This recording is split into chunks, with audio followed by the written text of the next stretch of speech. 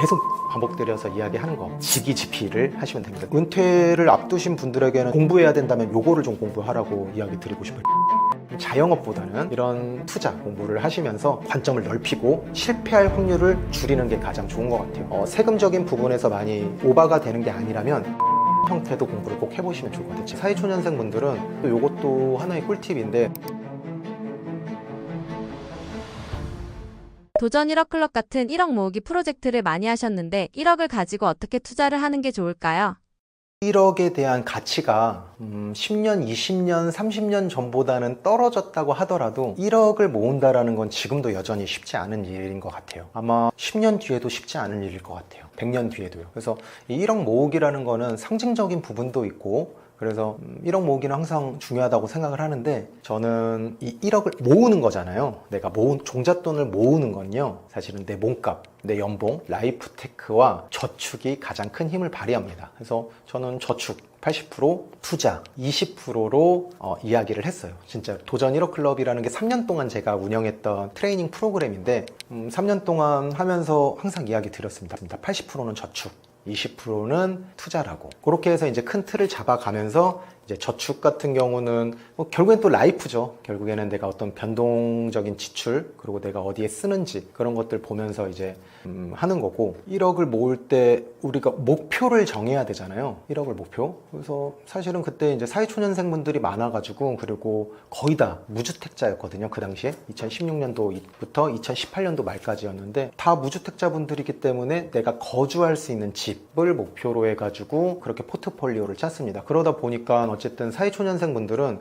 또 요것도 하나의 꿀팁인데, 청약통장을 내가 아직 급여가 낮을 때, 아직 소득이 높지 않을 때는 좀 좋은 제도가 있어요. 특히 서울 같은 경우, 경기도 이런 거 잘 돼 있는데, SH에서 운영하는 공공주택이라는 것도 있습니다. 그래서 청약통장 관련해서 이 공공주택 활용법도 조금 해보시면 좋을 것 같고, 또 저보다는 사실은 요즘에는 워낙 정보가 많아서 SNS에서도 뭐 이제 청년 통장 같은 거 있잖아. 계좌 도약 청금 그런 거 활용해가지고 뭐 3년 적금, 2년 적금, 1년 적금 이런 식으로 종잣돈을 꾸준하게 저축을 통해서 하시면 좋을 것 같고요. 오히려 제가 실질적으로 지금 1억 모으려고 하시는 분들한테 조언을 드릴 수 있는 거는 이게 좀 더 나을 것 같아요. 사기를 당하면 안 되거든요. 금융사기. 그래서 그런 상품들이 많아요. 앞으로도 더 많아질 것 같아요.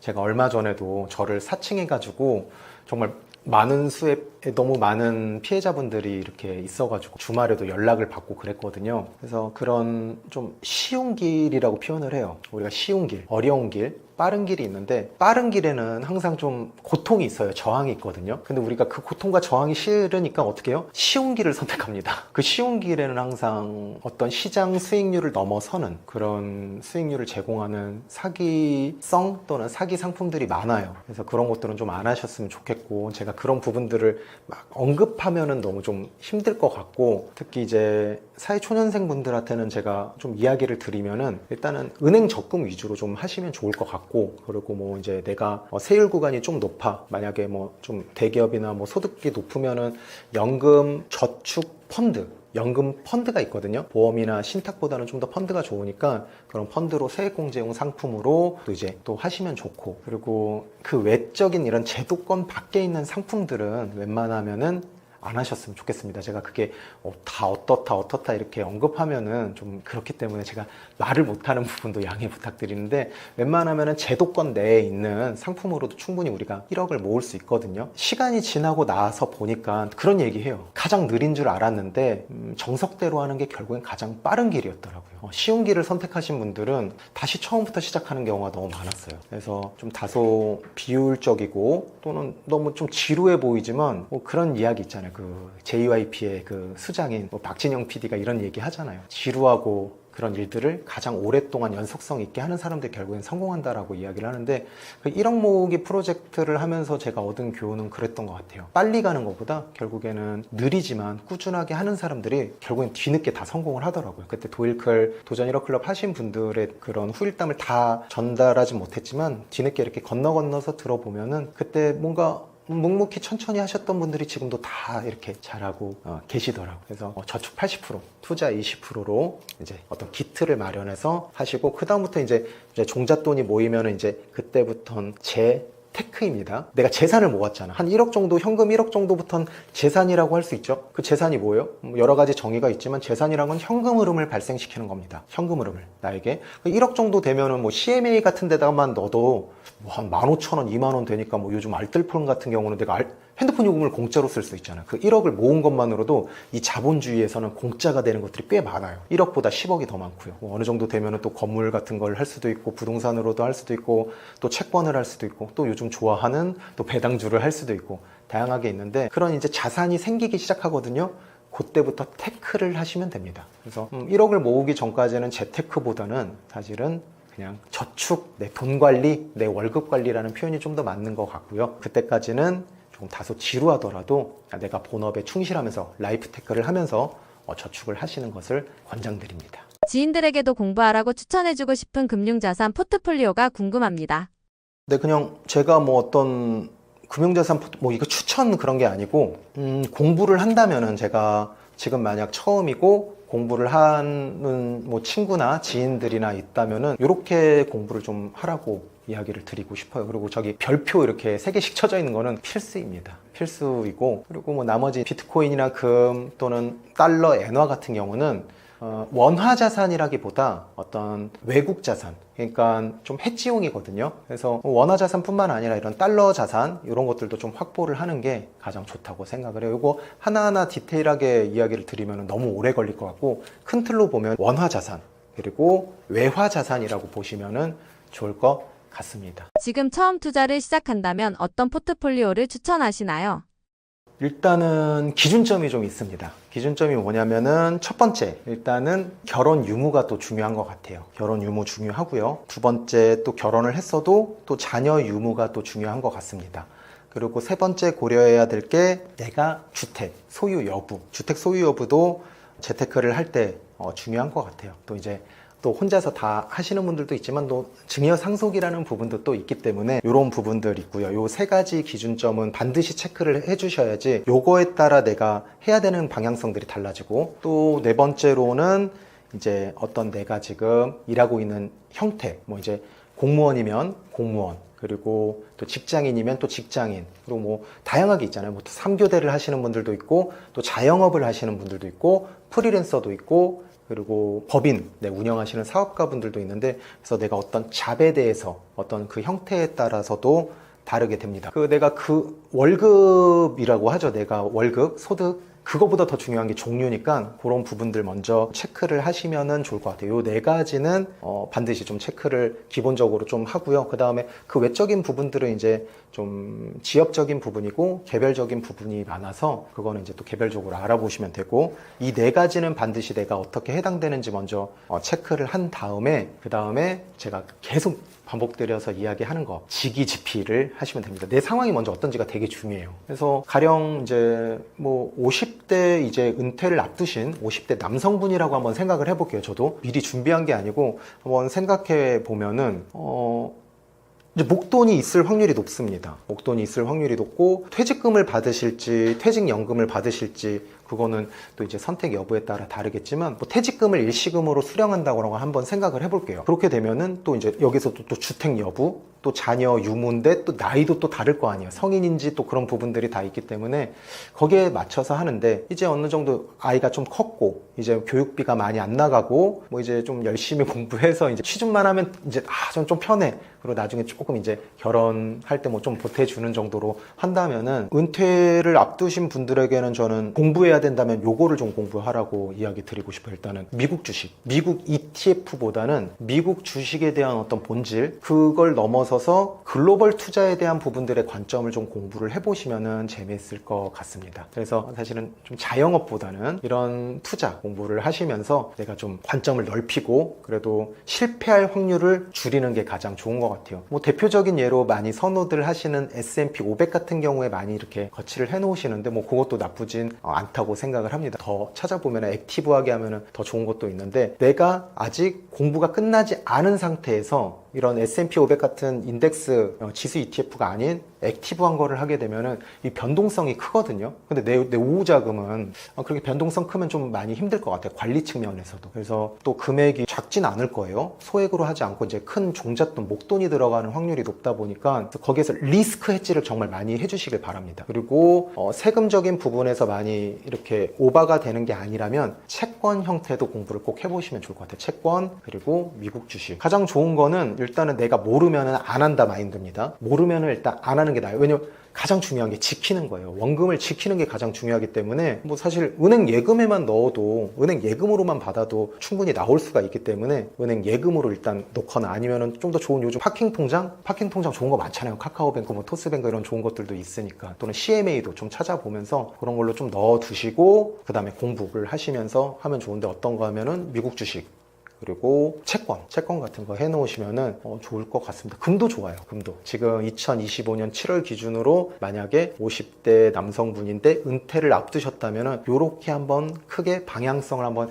잡지 않을까 생각이 듭니다. 또 이제 워킹맘은 또 다르겠죠. 또 사회초년생 20, 30대 또 결혼을 앞둔 분 다를 거고 또 결혼을 하신 분들 더 다를 거고 또 부부 공무원 또 많이 다를 겁니다. 또 주거에 대한 부분들도 다를 수 있기 때문에 제가 항상 계속 이렇게 라이프나 삶에 의해서 출발을 하는 게 가장 중요하다고 계속 강조 드리는데 상품은 중요하지 않아요. 사실은 내가 중요하지. 내가 모르면은 안 하는 게 더 마음 편합니다. 너무 투자 때문에 좀 나아지는 삶이나 좀 잘해보려고 하다가 투자 때문에 너무 괴로우면 진짜 안 좋은 것 같아요. 그래서 공부를 하면서 좀 더 알아보면 진짜 재밌거든요. 그렇게 좀 투자자로서 사실은 투자자로서 우리가 정체성을 살진 않았잖아요. 학교 다니고 초중고 대학교 때 학교 다니려고 그렇게 정해진 어떤 제도권 안에서 그렇게 살다가 취업을 하고 나서 부터 우리가 대부분 공부를 많이 했기 때문에 그리고 대한민국은 좀 금융 이런 재테크 쪽으로는 다소 보수적이에요. 다소 보수적이다 보니까 이런 부분에서 아직 금융상품에 대한 이해도가 아직은 좀 낮거든요. 예전에 신문기사에서 봤어요. 금융지수가 우간다보다 낮다고 합니다. 신문기사 찾아보면 있을 거예요.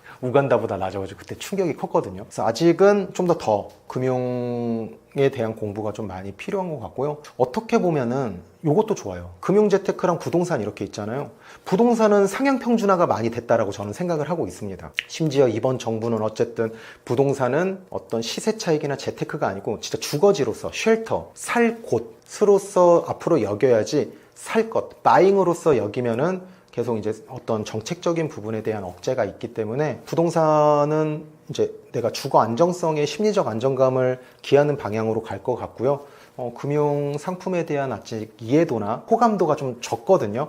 그래서 너무 급하지 않게 여유를 가지고 천천히 하더라도 괜찮으니까 그렇게 공부를 하시면은 투자자로서 레벨을 높일 수 있지 않을까 생각이 듭니다. 내가 실력을 다 높였는데 정작 투자할 돈이 없으면 진짜 좀 짜증나거든요. 그래서 조바심 갖지 마시고 뭐 다른 사람들 속도 빠르신 분들 있으면 그냥 먼저 가라고 하고 내 속도에 맞춰서 꾸준히 연속성 있게 하셨으면 좋겠습니다.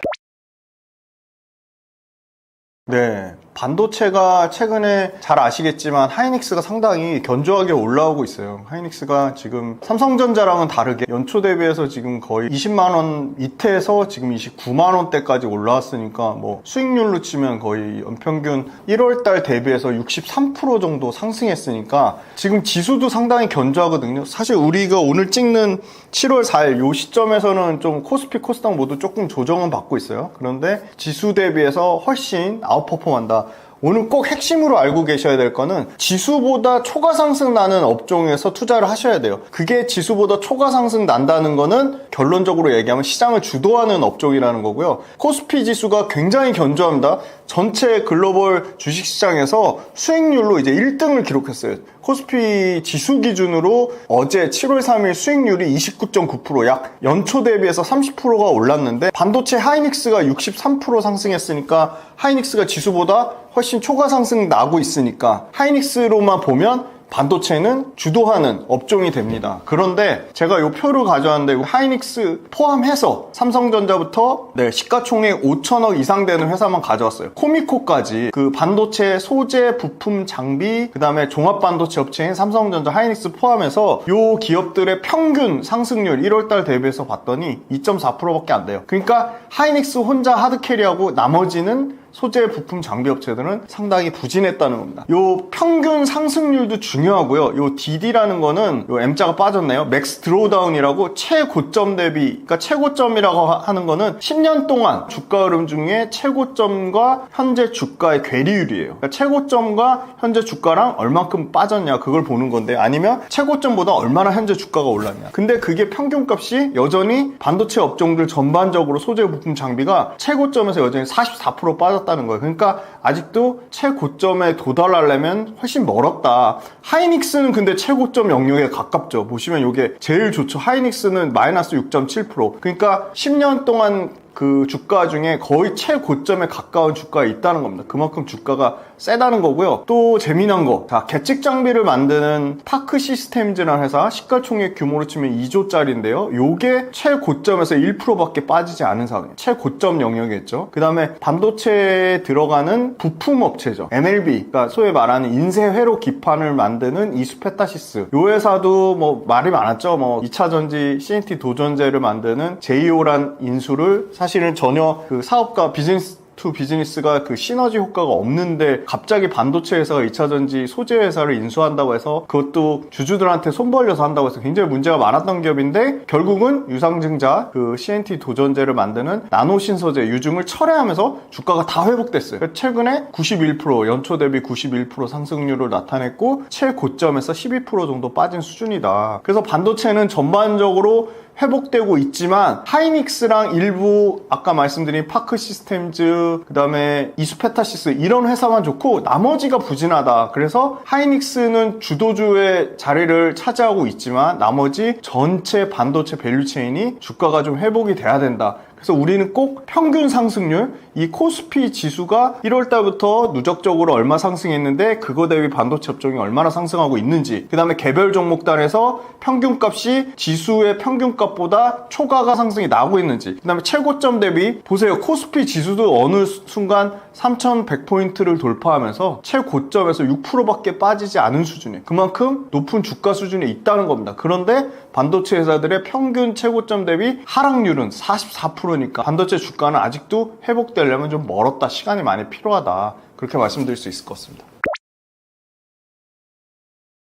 주가는 항상 밸류에이션을 체크를 하셔야 됩니다. 이것도 평균값이 중요해요. 밸류에이션 뭐죠? 멀티플이라고 합니다. 멀티플은 사람들이 이 반도체 회사들한테 거는 이익에 대한 기대값이에요. 당연히 반도체 회사들이 이익이 좋아지면 사람들이 반도체 회사 이익에 대한 기대값도 높아집니다. 그래서 PER이라는 배수를 많이 씁니다. 이익에 대한 배수고요. 다만 PER이 조금 아쉬운 거는 순이익에 대한 배수예요. 차라리 반도체 회사 영업이익에 대한 배수로 하면 조금 더 정확할 것 같은데, 순이익은 일회성 부분 때문에 좋아질 수 있어요. 예를 들어 반도체 회사가 땅을 많이 갖고 있어서 그 땅의 가격이 올라가면 반도체 회사 PER이 또 좋아지죠. 왜냐면 순이익이 좋아지는 거니까. 이런 식으로 판단하는 건데, 그래도 순이익도 기본적으로 반도체 회사가 벌어들이는 영업이익의 바탕이기 때문에 이 PER을 봐야 된다. 그런데 평균값을 볼게요. 코스피가 주가가 최근에 많이 올라오면서 10배, 11배 정도 수준의 PER이 기대값이 14배까지 올라왔습니다. 코스닥은 뭐 아무래도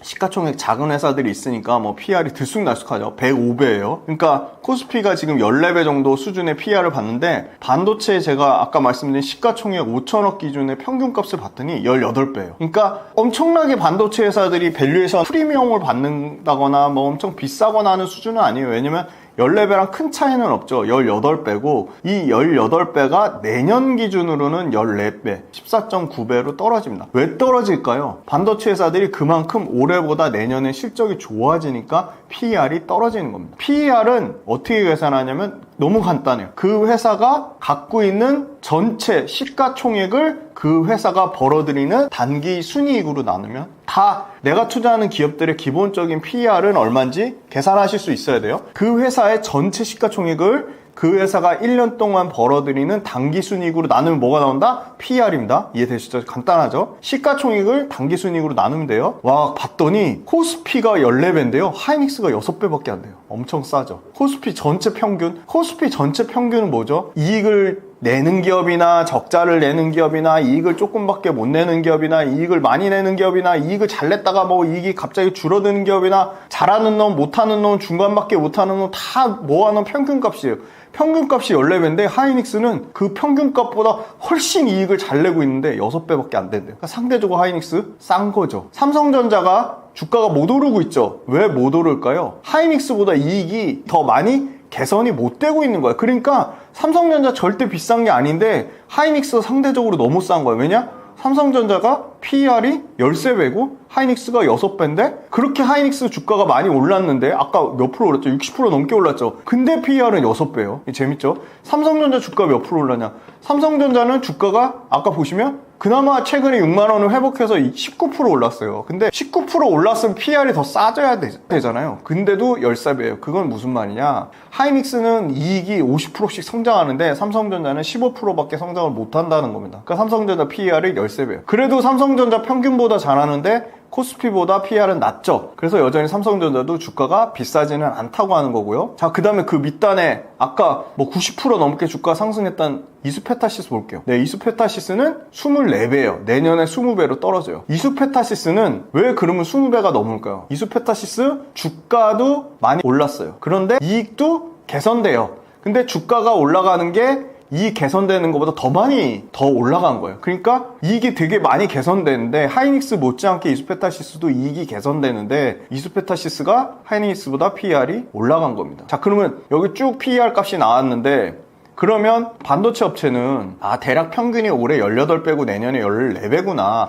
요 평균값보다 밑에 있는데 이익이 개선되는 업체들 보면 굉장히 유리하겠죠. 한번 볼까요? 18배, 내년에 14배보다 낮은 기업들 보시면 DB하이텍이라는 회사가, DB하이텍 어떤 회사죠? 삼성전자나 하이닉스랑 똑같은 반도체 회사인데 우리 대만의 TSMC 있잖아요. 반도체를 위탁 생산해서 제조만 해주는 DB하이텍이 말 그대로 파운드리 회사예요. 제조만 해주는. 설계는 팹리스 회사가 하죠. 근데 DB하이텍도 반도체 업종인데 엄청 싸죠. 7배, 6배. 근데 이게 그냥 7배, 6배인지 실제 실적은 좋아지는데 사람들의 기대값만 낮아서 7배, 6배인지를 따져봐야 돼요. DB하이텍이 일단 평균값보다 쌌어요. 기억해 두시고 솔브레인도 반도체의 소재랑 부품을 만드는 회사인데 10배, 8배 싸죠. 관심 있게 봐야겠죠. 이런 식으로 내가 투자할 기업들을 기준점을 세우는 겁니다. 이 밸류에이션으로. 보니까 넥스틴이라는 회사도 13배에서 7배. 그 다음에 PSK라는 회사도 7배에서 6배 싸죠. 평균값보다 낮죠. 코미코라는 회사도 11배에서 9배. 네, 이렇게 그 밸류에이션으로 평균값을 비교해보고 지수보다 평균값이 높은지 확인해보고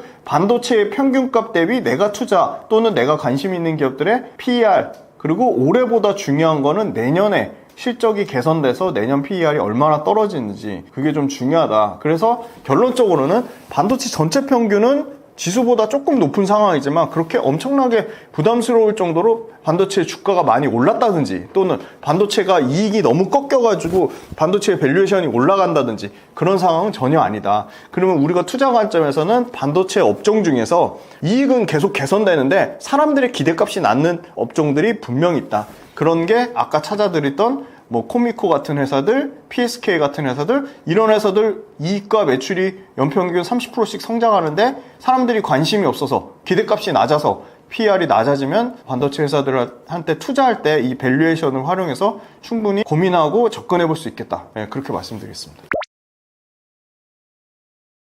네, 일단 그 대장 삼성전자랑 하이닉스의 업황을 봐야겠죠. 하이닉스는 우리가 앞으로 이제 AI 시대로 가고 있죠, 이미. 그래서 엄청나게 마이크로소프트, 구글, 아마존, 메타 이런 또 최적화된 칩, 그러니까 맞춤형 칩, 아식을 만드는 퀄컴, 브로드컴, AMD 이런 회사들이 미국의 빅테크와 미국의 팹리스 회사들이 엄청나게 AI 칩을 만들고 있죠. 엔비디아의 막대하게 비싼 칩 말고 엔비디아 칩보다 저렴하면서 성능이 뛰어난 맞춤형 칩들이 개발되고 있습니다. 그리고 그 칩들을 생산하기 위해서 미국에서 빅테크들이 데이터 센터에 엄청나게 투자를 하고 있습니다. 그 데이터 센터에 들어가는 엔비디아 칩의 기본적인 거는 바로 SK 하이닉스와 삼성전자가 만드는 HBM입니다. 그런데 삼성전자는 HBM에서 하이닉스와 마이크론의 완전 주도권을 뺏겼습니다. 그래서 철저하게 주가가 말해주듯이 HBM, 차세대 반도체의 HBM 시장을 꽉 잡은 HBM 시장의 전체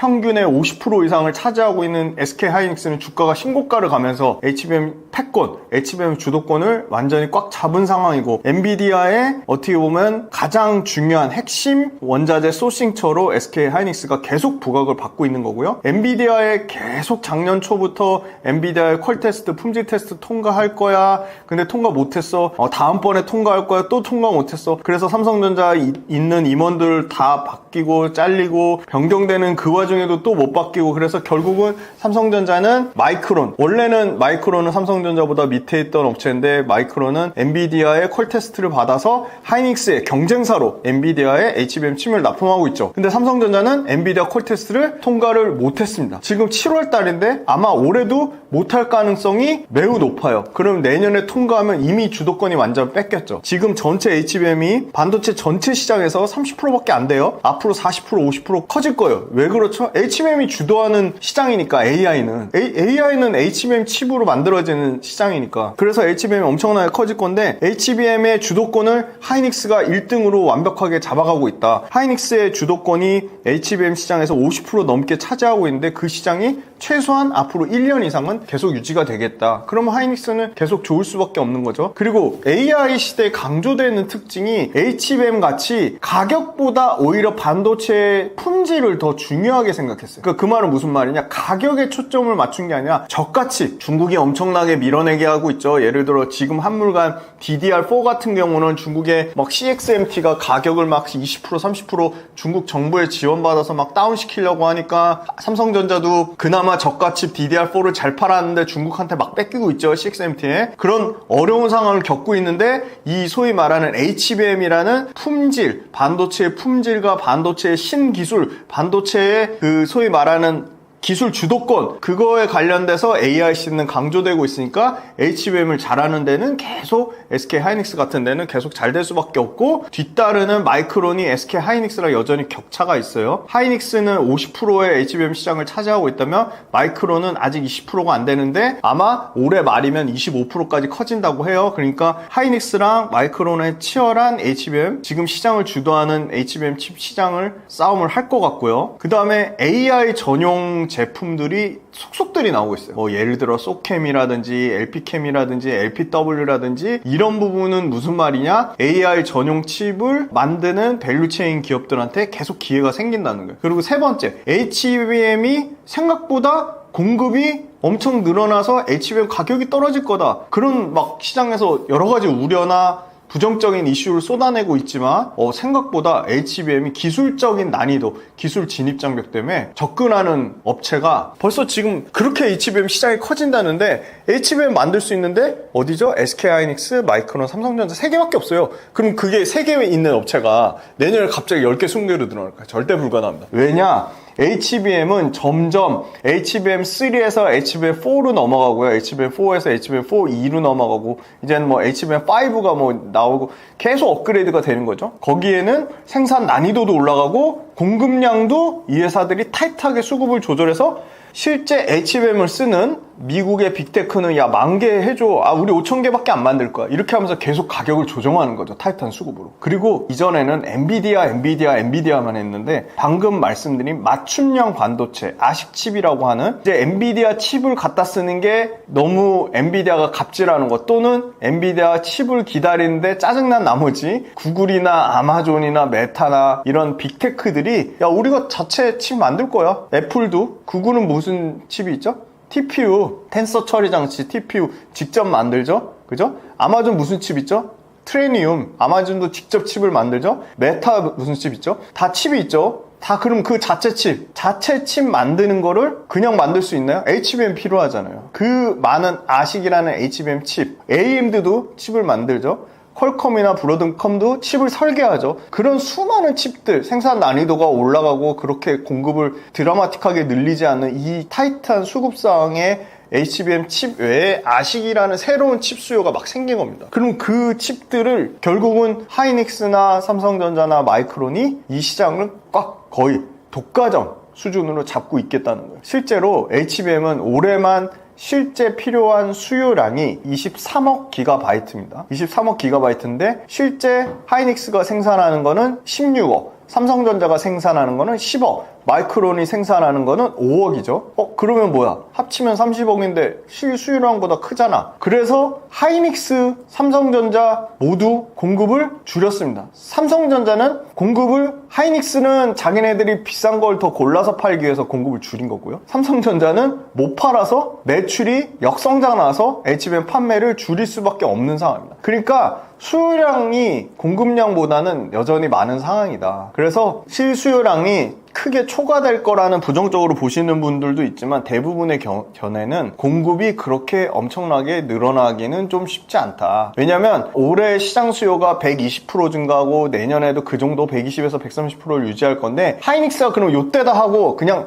공급을 막 몰아치기 해가지고 싹 내가 이 시장을 다 잡아먹을 거야 하고 있지 않다는 겁니다. 수요는 20% 30% 성장하는데 120% 130% 성장하는데 하이닉스는 공급량을 딱 100% 수준만 유지한다는 거예요. 그러니까 하이닉스가 높은 가격을 받기 위해서 전략적으로 공급을 조절하고 있다. 그 다음 우리가 우려하는 거, 중국의 CXMT를 엄청나게 얘기하죠. 왜? CXMT가 저가 칩에 대해서 삼성전자의 점유율을 막 뺏고 있잖아요. LP, DDR4, DDR4, 심지어 이제 CXMT가 DDR5도, 그리고 CXMT가 이제는 기술적인 난이도 중에 HBM 중에는 좀 저가 HBM 칩까지 도전하겠다고 하잖아요. 그런데 아직까지는 HBM 관련돼서 중국이 실제 만드는 거를 빅테크가 불안해서 못 쓰죠. 중국 자체 자기네들 자국에서는 일부 저가 칩을 쓸 수는 있겠지만 빅테크가 중국의 칩을 쓸 이유도 없고 실제 예를 들어 엔비디아 저가 칩을 팔려고 하니까 미국 정부에서 못하게 막고 있죠. 그러니까 구조적으로 중국 저가 칩을 미국 빅테크가 쓰지도 않을 뿐더러 쓸 이유가 없는 거예요. 그러니까 중국 저가 칩을 안 쓰니까 기술 개발이 어떻다? 굉장히 더디다. 그래서 여전히 마이크론과 하이닉스가 갖고 있는 HBM4 사양의 최고 사양의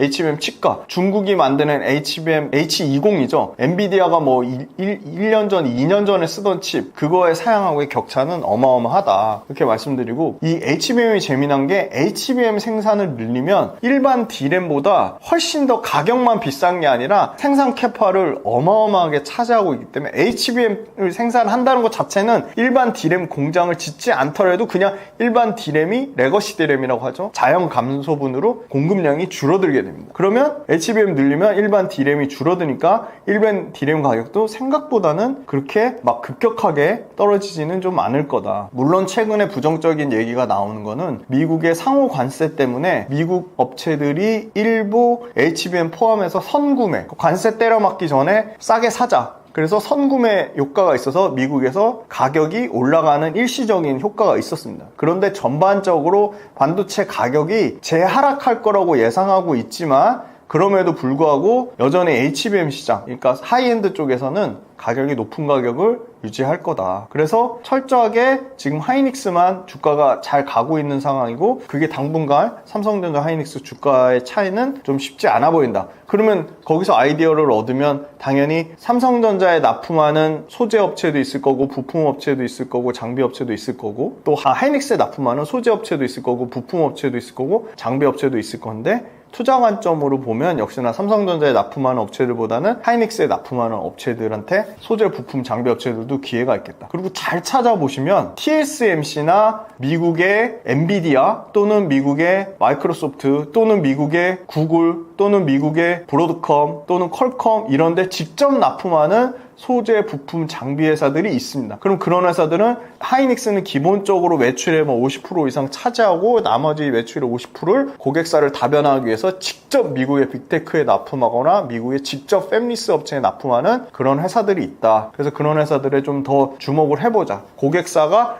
직접 미국에 납품하는 회사들. 왜 그렇게 이수페타시스가 90% 이상 올라갔냐? 이수페타시스는 당연히 엔비디아도 고객사로 갖고 있고 그 다음에 구글도 고객사로 갖고 있고요. 마이크로소프트도 고객사로 갖고 있고요. 심지어 브로드컴과 미국의 탑티어 통신회사인 뭐 아리스타 네트워크스 이런 회사들도 고객사로 갖고 있기 때문에 하이닉스가 빠그라져도 하이닉스 납품을 못하더라도 삼성전자 납품이 줄더라도 엔비디아 매출이 올라오니까 이수페타시스가 날아가는 거고요. 최근에 지주사 두산이 날아갔죠. 왜 날아갔냐? 지주사가 상법 개정 이슈 때문에 부각받은 것도 있지만 두산이 갖고 있는 지주사 두산에 속해 있는 두산전자라고 있어요. 두산전자 삐지 사업부가 동박 적층판을 만듭니다. CCL이요. 그 CCL이 엔비디아에 들어갑니다. 그러니까 두산의 자회사 두산전자가 동박 적층판을 엔비디아 미친 듯이 파니까 두산이 AI의 수혜주로, 엔비디아 수혜주로 주가가 그냥 막 200%씩 빵빵 뜬 겁니다. 그런 이런 인과관계, 사실관계, 그 다음에 어떤 고객사를 갖고 있는지, 어떤 모멘텀을 갖고 있는지, 내가 투자하는 회사가 하이닉스 밸류체인인지, TSMC 밸류체인인지 그런 거를 꼼꼼히 따져보자. 결론적으로는 반도체는 업황이 업다운이 있겠지만 여기서 그렇게 드라마틱하게 나빠질 확률은 상대적으로 낮아 보이고, 특히나 HBM은 구조적으로 아직도 폭증하는 시대다. 왜냐면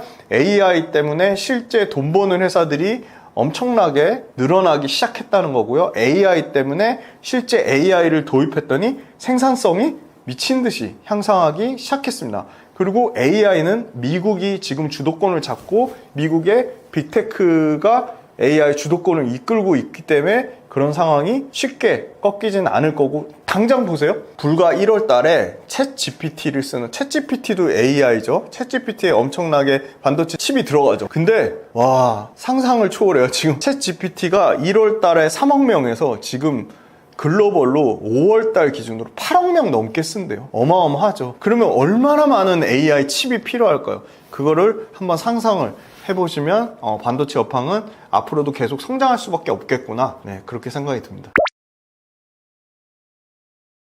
그 하이닉스 관련된 밸류체인 기업들이 좋지만 주가가 좀 부담스러운 측면이 있어서, 구조적으로 그러면 어떤 부분이 좀 주목을 받을까 했더니, 소위 말하는 반도체, 어떻게 보면 미세공정, 그러니까 반도체는 점점 미세공정이라는 걸 많이 쪼갠다는 거거든요. 많이 쪼개면 쪼갤수록 어떤 부분이 필요할까? 결국은 세정하는 거, 그리고 그거를 오버홀이라고 하죠. 유지보수 관리하는 거, 이런 쪽이 굉장히 필요하겠다. 그래서 그런 쪽 사업을 하는 회사를 봤더니 코미코라는 회사가 있었습니다. 코미코가 어떤 사업을 하는지 보면, 고부가 반도체 제품을 새 것처럼 되살리는 재생 전문 기업이라고 보시면 돼요. 재밌죠? 재생해서 하는 거예요. 그러니까 당연히 세정하고 코팅하면 새 것처럼 만들어지는 거예요. 그러면 반도체 회사 새로운 칩 구매하는 것보다는 원가를 50% 이상 절감할 수 있는 거예요. 그리고 새 거를 쓰는 것보다 있던 거 활용해서 재활용해서 쓰면 어떤 부분이 도움되죠?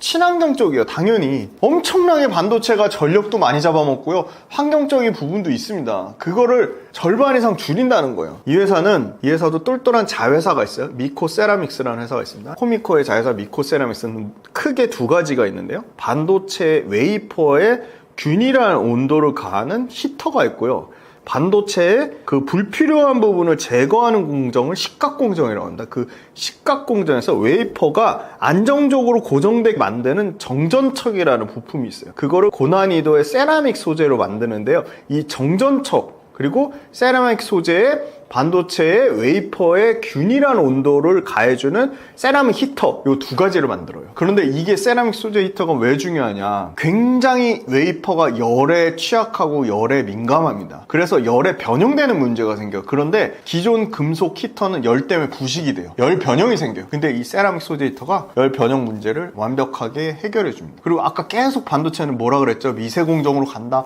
계속 공정이 쪼개지고 공정이 더 복잡해진다. 근데 이 아까 얘기한 정전척이라는 게 반도체 첨단 미세 공정에 요구되는 초정밀 제어가 가능한 부품이에요. 그러니까 정밀 세정이나 정밀 코팅할 때는 바로 이 정전척이 필요하다는 거예요. 그러니까 정전척은 당연히 진짜 짧게는 뭐 일주일만 해도 교체 주기를 쓸 거고, 길게는 3개월 이상 교체 주기를 쓸 텐데, 공정이 미세화되고 복잡화되면 더 그 교체 주기가 짧아지는 거예요. 그러면 그 수많은 부품들을 다 언제 새 걸로 갖다 쓸 거며, 많게는 반도체 부품 하나가 1억을 넘는 부품들도 있어요. 그래서 생각해 봤더니 이거를 재활용할 수 있는 방법이 없을까 했는데, 아니나 다를까 코미코가 반도체 장비 부품을 세정 코팅해서 바로 새 걸로 만들어준다는 거예요. 폐기보다는 정밀 세정하거나 특수 코팅하는 게 비용 측면으로 현실적이다. 재생 과정을 거친다는 거는 세정하고 코팅 서비스를 거친다는 건데, 그러면 소모품만 잘 관리하면 수백만 원, 수천만 원, 수억에 해당되는 반도체 이 부품을 기존 거 재활용해가지고 50% 이상 원가를 절감한다는 거예요. 그죠? 근데 코미코 같은 회사들이 생각보다 많지 않아요. 거의 독점 형태인 거예요. 왜 세정 코팅이 이렇게 중요해요? 당장 세정 코팅하면 생산 수율이 급격하게 좋아지니까. 그래서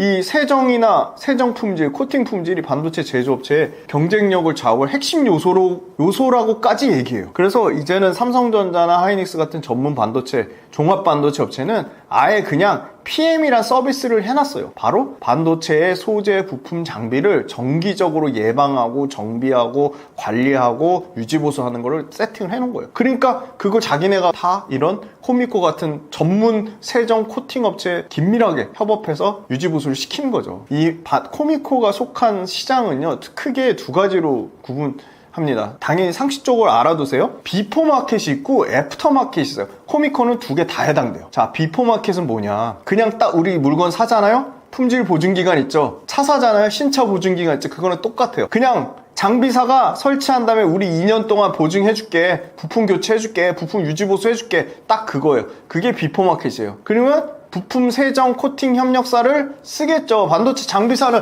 우리 장비 만들기도 바쁜데 코팅 세정까지 장비사가 물론 할 수도 있어요. 조그만 장비사는 그렇게 하겠죠. 야, 우린 장비만 만들 테니까 우리 비포 마켓에 해당되는 부품 교체하고 부품 유지보수하는 거 코미코 너네 같은 전문 세정 코팅 유지보수 업체가 해줘. 딱 그거예요. 그래서 비포 마켓에서도 이런 코미코가 너무 중요한 거고요. 그럼 애프터 마켓은 뭐냐? 자, 신차 보증 기간 또는 내 애프터 서비스 보증 기간 끝났어요. 그러면 이제 직접 반도체 칩 메이커 삼성전자 하이닉스가 직접 부품 관리해야 돼요. 근데 부품 관리 못하죠. 새로운 칩 개발하고 연구하고 칩 생산하고 칩의 생산 수율 올리기도 바빠 죽겠는데 세정 코팅까지 안 하죠. 그러니까 애프터 마켓, 반도체 보증기간 종료 끝났어요. 칩 보증기간 끝났어요. 그럼 반도체 업체들이 직접 관리해야 돼요. 그 직접 관리 세정 코팅 핵심 업체인 코미코 같은 업체한테 맡긴다는 겁니다. 근데 제가 코미코를 높게 보는 이유는 이 회사가 봤더니 삼성전자만 고객사가 아니에요. 이미 TSMC 우수 코미코 우시법인이에요. TSMC Fab10 APM 우수업체로 이미 작년 4월달에 선정됐어요. 그러니까 TSMC한테 그냥 글로벌 탑 세정 코팅 업체로 인정을 받았다는 겁니다. 그 다음에 지금 5나노, 7나노, 10나노 공격적으로 투자하잖아요. 근데 TSMC가 일본에도 공장 증설해요? 미국에도 공장 만들죠? 그 다음에 독일에 또 만들죠? 근데 그러면 TSMC가 결국은 미세공정, 애리조나 팹에 투자를 우선 할 건데 애프터 업체 내에서 미국 현지에서 세정 코팅을 가능한 유일한 기업이 누가 있을까 찾아봤더니 코미코인 거예요. 그러니까 저는 TSMC가 코미코의 이 외주 세정 코팅 저는 맡길 가능성이 매우 높다고 봐요. 왜냐면 TSMC 대만 업체지만 괜히 중국 세정 업체 코팅 업체 썼다가 미국 정부에서 막을 거거든요. 이거 미국에서 중국 배터리, 중국 양극재 못 쓰는 거랑 똑같은 개념입니다. 그래서 TSMC의 그 애리조나 팹이 가속화되면 그거에 대한 수혜를 아마 이 코미코 같은 업체가 볼 수밖에 없다. 그렇게 보고 있어서 반도체 업체 중에 이런 뒷단에 후공정이라고 하죠. 세정, 코팅, 정비 이쪽 관련돼서 이런 코미코 같은 회사들을 좀 관심 있게 지켜보자. 그렇게 말씀드리겠습니다. 네, 오늘 첫 출연인데 항상 어딜 출연하든 지금 한숨도 못 자고 엄청나게 준비했는데 오늘 준비한 거에 한 4분의 1 정도 한 것 같아요. 그래서 다음번에도 다음 달이 될지 다다음 달이 될지 모르겠지만 굉장히 적극적으로 나와서 여러 가지 산업들, 우리나라 잘하는 산업들, 또 주가의 강력한 모멘텀을 받을 수 있는 좋은 기업들 소개할 기회를 또 주신다고 하니까 다음에 꼭 또 다른 업종들, 그리고 또 오늘 다뤘던 조선, 지주사, 반도체, 원전, 또 추가적으로 꼭 중요한 변동 상황이 생기면 다음 달에 나와서 업데이트 해드릴 거고요. 저는 구독 모델을 하고 있습니다. 당연히 구독 모델에는 유튜브에서 하지 않는 내용을 다루고요. 구독 모델은 매일매일 제가 그 업황, 그리고 산업, 그리고 매크로, 그리고 기업, 그리고 수급 그냥 일목요연하게 정리를 다 해드리거든요. 매일매일 투자 레터를 써서 그걸 보내드리고요. 매일매일 시황을 분석을 해드리고요. 당연히 업황, 기업까지 분석을 해드리고요. 그 다음에 매주 유튜브에서 안 다뤘던 그 주도주와 주도 산업과 주도 기업 그리고 밸류에이션 다 일괄적으로 다 설명해드립니다. 그러니까 그냥 딱 빌리언스 캠퍼스란 유료 구독 모델입니다. 그거 한 2끼 정도 점심값 정도 되는데요. 그 정도 투자하시면 저는 시황이랑 주도주 그리고 주도 산업에 대해서 완벽하게 유튜브에서 다루지 않은 내용들을 공부하시고 그걸 투자 성과로 실질적인 투자 성과로 반드시 이어질 거라고 믿고 있고요. 그래서 빌리언스 캠퍼스란 유료 구독 모델 PD님이 댓글 달아주신다고 했으니까 그 댓글로 꼭 한번 들어보시면 너무너무 좋을 것 같고요. 그 다음에 이제 두 번째는 제가 오프라인으로 많이 만나 뵙고 싶어가지고 오프라인으로 강연 사업을 하고 있습니다. 저 혼자 하는 건 아니고 미국 주식 전문가분, 그 다음에 비트코인 전문가분, 부동산 전문가분 4명이서 한 팀을 이뤄서 매달 5월 달에 37분 오셨고요. 6월 달에 24분 이렇게 오셨어요. 오프라인으로. 그래서 굉장히 쾌적한 공간에서 강연도 듣고 또 그 같이 오신 분들끼리도 소통을 하고 또 같이 오신 분들이 남아서 저한테 막 1시간 반씩 추가적으로 막 질문하면서 네트워킹이라고 하잖아요. 굉장히 끈끈한 네트워킹을 하실 수가 있어요. 그래서 일회성 강연으로 끝나지 않고 당연히 강연 주제 제가 매달 다르게 해요. 자, 지난달에는 지금의 주도주인 조선 또 새로운 화장품 사업을 했고요. 그 전주에는 로봇 산업을 다뤘습니다. 이렇게 주제가 다 바뀌어요. 너무너무 와서 들으시면 재밌으실 거예요. 그리고 다 후기 다 있습니다. 그래서 저 혼자 하는 게 아니라 미국 주식 전문가, 비트코인 전문가, 부동산 전문가, 그 다음에 한 국내 주식 전문가 요 4명이 원팀으로 오프라인 강연을 하고 그 다음에 끝나고 그 네트워킹 시간이 너무 중요해요. 필요한 질문 그 강연장 끝나고도 저한테 남아서 1시간 이상씩 질문하시고 그렇게 하실 수 있습니다. 그래서 오프라인 강연 사업하는 거 좀 많이 응원해 주셨으면 좋겠어요. 왜냐면 다 서울에서만 하려고 하거든요. 그래서 제가 먼저 앞서서 지방 어디든 상관없다. 지방 가자. 그래서 이미 5월달, 6월달에 서울에서 했고요. 7월달에 부산도 가고 여기 댓글로 지방 어디든 와주세요 하면 거기로 그냥 달려갈 겁니다. 어디든 상관없으니까 면 단위도 상관없고 읍 단위도 상관없습니다. 그래서 저희가 적정 인원 뭐 최소한 20명은 돼야겠죠. 20명 이상만 되면 어디든 갈 거니까 어디든 요청해 주시면 지방 강연 갈 거고요. 서울은 그냥 정해놨어요. 진짜 강남 언주역에 분데스 언주라고 거기에 대한 오신 분들의 만족도가 너무 높아서 분데스 언주에서 매달 토요일날 마지막 주에 계속 강연회 할 겁니다. 그래서 요번에 다시 또 새로 강연회 잡혔어요. 7월 26일날 또 새로운 주도주 발굴을 위한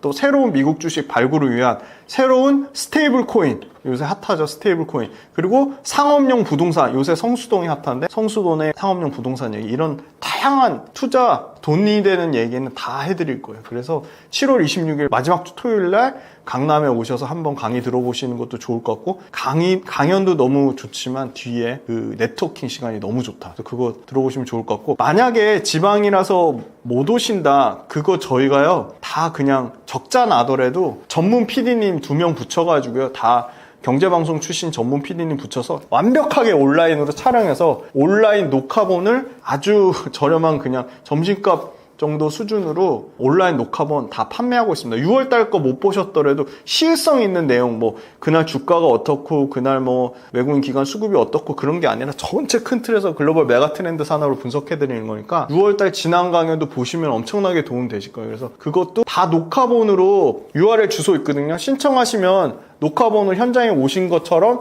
똑같이 들으실 수 있어요. 다만 그 뒷단의 네트워킹 부분은 직접 오셔야지만 저희하고 소통하실 수 있다. 그렇게 말씀드려서 두 가지 빌리언스 캠퍼스라는 유료 구독 모델 많은 신청 부탁드리고 그 다음에 오프라인 강연 사업 저만 하는 게 아니라 4명이 원팀으로 이뤄서 국내 주식, 미국 주식, 그 다음에 부동산, 비트코인까지 스테이블 코인까지 전문가가 4명에서 원팀으로 서울에서 한 번, 지방에서 한 번 매달 강연회 하고 있고 요번에도 7월 26일날 강연회 하니까 오셔서 한번 인사도 하시고 네트워킹도 하시고 좋은 그리고 직접적인 투자 아이디어도 많이 얻어가셨으면 좋겠고 정말 내가 너무 멀어서 강연회 못 간다고 하면 온라인으로 신청하실 수 있어요. 그래서 온라인으로도 강연회 보시면 굉장히 좋을 것 같습니다. 다음에 또 더 재미난 산업이랑 아주 핵심 국내 유망 주도주 기업이랑 갖고 또 찾아뵙겠습니다. 감사합니다.